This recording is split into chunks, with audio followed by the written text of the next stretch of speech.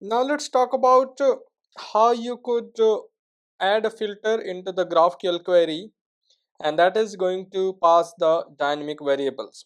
That is going to pass the dynamic variable in Lightning Web Component. In the GraphQL Altair client, we have seen that there is a section of variables which is reading the variables dynamically and accepting it, giving you the result. But how you are going to get the value dynamically in LWC? Okay, so to do that, first let's quickly add maybe let's quickly add a filter here first. So we have got our first, we have got order by, then let's add where clause, that is our filter, right? Again it is going to accept an object as we talked about. So let's say where name, and we are going to use like parameter. We are going to use like parameter here, so we'll say like. And if you want to pass a static value, if you want to pass static value here, so you will pass within double quotes, you will pass within double quotes, and let's say you are saying ampersand ampersand jack. So you are just passing the value like this, it's just a static value. Okay, let's deploy this. The reason we are seeing this static value first, so that we are confident that our query is working. After the deployment, go back to your Salesforce org, and if you are still on the same page, just go back and refresh this. If not, go back to your home page and then refresh it. So you can see, right, we are only able to seeing one specific Jack. We are seeing the value for Jack Rogers only, not other than no other contacts, no other contacts, right? That means our filter is perfectly working fine because there is only one contact which has a value of Jack. Okay, let's get back here. Now you want to have something as a filter here, as a dynamic filter. So when we did this in Altair client, what we did is, like we have actually created variables at a query label. We have created a variables at a query label, and we have also seen the Apex class example. So what we have to do is, we have to create some variable at a query label. Our query name is get contacts, and here itself we have to use opening and closing parenthesis. Here we have to create the variable, and as usual we have created a variable in the GraphQL starting with dollar. So here also the variable will be created starting with dollar, and it should be, let's say, or let's say like param. Okay, like params, and with the help of colon we have to tell what is the data type of this attribute. Is it string, integer, decimal, double, currency, array of string, array of integer, array of id, what it is? In our case it is a string, so we'll say string. Okay, now to utilize this parameter, we just have to use as it is wherever we wanted to utilize, wherever you wanted to utilize. And let's create one more parameter, and we will say limit, and the type is int, the type is int, integer, right? And let's put it here, let's put it here. Now I am a little bit nervous about the data type of this limit, so I'm going to check it in my Altair client. So I will see what exactly the data type of this limit variable is. So I'm going to create a variable here called limit, and then it is going to tell me if it is int. Yes, it is int, so that is correct. Int is the one for any number variable, for any number variable. Now from where you are going to pass the value, how you are going to pass the value, right? So whenever you have a requirement for passing the dynamic value in the GraphQL, it is always recommended or suggested that you create a getter method, you create a getter variable. So let's create a getter variable, and we'll say get variables. You could name it anything, you could name it anything. It is get variables or get all variables, get my variables, it could be anything. Okay, it could be anything. and it will always return an object. It will always return an object, and the key will always be whatever you have defined here. The key will always be whatever you have defined here. So let's say you are saying like param here, and the value you are again passing the same. You say jack, and then you have got limit, and let's say you are passing 5.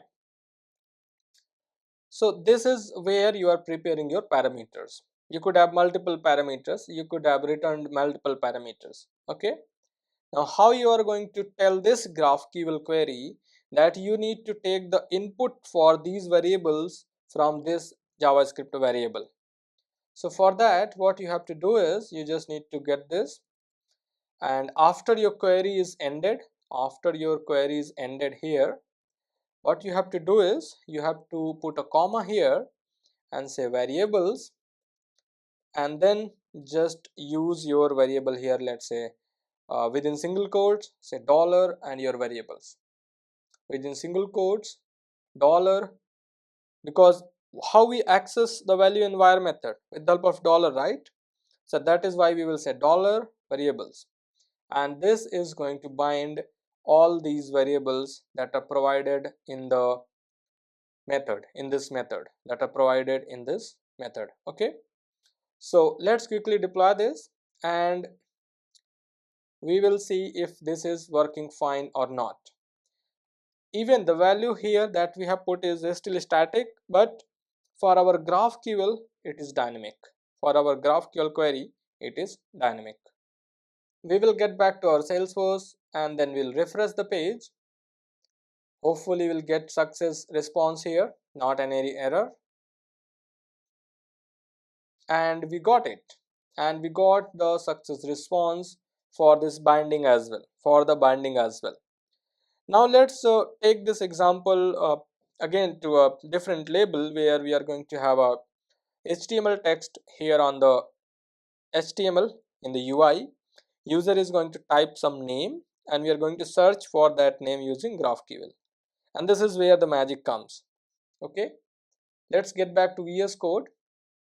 Into the HTML, we are going to, let's quickly create another container here on the top, and here we are going to have a lightning input. We'll say lightning input, type is going to be search, placeholder we will say search contacts with name, okay. And then we are going to say label, let's say search contacts. Then let's say on click, on the click of this method, on the sorry, not click, on change of this input, we are going to call a method called handle change, and that's it. This is what our input is. Okay, this is what our input is, search input. Let's define this JavaScript method here. So we'll say handle change, going to accept a parameter called event, or it could be EVT or whatever you want, and then let's say event dot prevent default, to prevent the default behavior of that event. And then whatever user has typed, how we will get that? Whatever user has typed, let's say we are going to create let value equal to event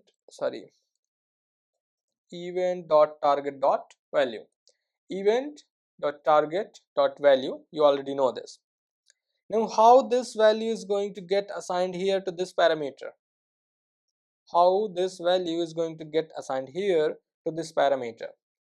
So for that, let's create a value parameter called search value, and in this parameter we are going to say this dot search value equal to whatever we have got, and by default let's say equal to null.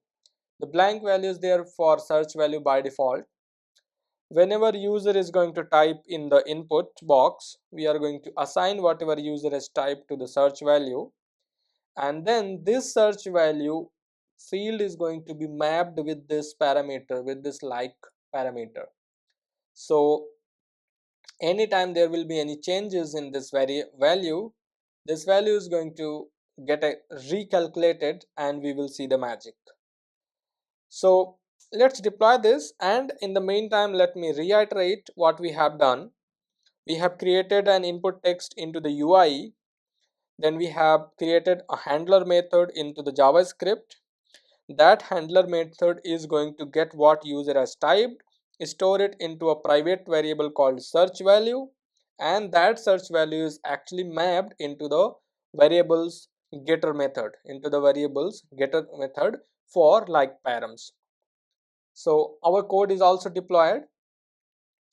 Let's go ahead and then refresh this page and see what happens. Do we see the input box? Do we not see the input box? We are going to see. Okay, so looks like the CSS doesn't work, but that's fine. We got this search box, we did not see any error. Now let's say we are typing Jack. So we have typed Jack here, and you see the UI API has been executed. The UI API has been executed and we got the result here. Let's see if there is any error or what success we've got. Okay, query contacts, but we did not get any response for the Jack. And there is a reason behind this, why we are not getting any contact, because like param actually has to contain either percentage in the starting or in the end, or starting and end, right? In our case it's not starting anywhere, right? So what we have to do is we'll say, okay, let's append it with the starting and with the end as well. Now this is how your like param going to look like. Or maybe if not here, let's do it here in the variables itself. Instead of doing it in the change method, let's do it in the getter variable and then deploy it. So you understood, right? What was the issue? The issue was that we did not prepare the like parameter correctly. That is why no record was there. Now let's get back again, refresh this page. Initial page should be blank with a text box. Okay, we have got 5 records. Okay, because of that blank value, that is fine, because of that blank value we got 5 records. That is perfectly fine. Now let's search for Amit. Okay, now let's search for Amit. Do you see the quick change in the result? And this is where the query got given you the response. Now let's say Jack. You see here how quickly the response is getting changed. That means your SQL query, every time anything, if whatever is here in the variables, if this is getting changed, your GraphQL query is making a query call and then returning the result back in a very quick, in no time, right? In no time. So if you search, maybe let's say, I'm not sure if we have, let's say John. Yes, you see John Bond, we got it. And the response, the console is coming up here. So you are able to dynamically bind the value from the UI itself. Whatever user is changing, the value is also getting changed and the response is coming back quickly. Screen is rendering again. So it's a basically what we have seen is how you could pass the dynamic filter into your GraphQL query. Now you could have multiple filters we talked about, right? Right, we have added multiple filters with the help of and or. So you could always utilize those filters as well. So remember, it is a wire adapter. If changes is there in the input parameter, the whole calculation is going to calculate again. You are going to get a refreshed data and your UI is also going to re-render if there is any if the result is being used into the UI. So that's how you add the dynamic filter into the GraphQL.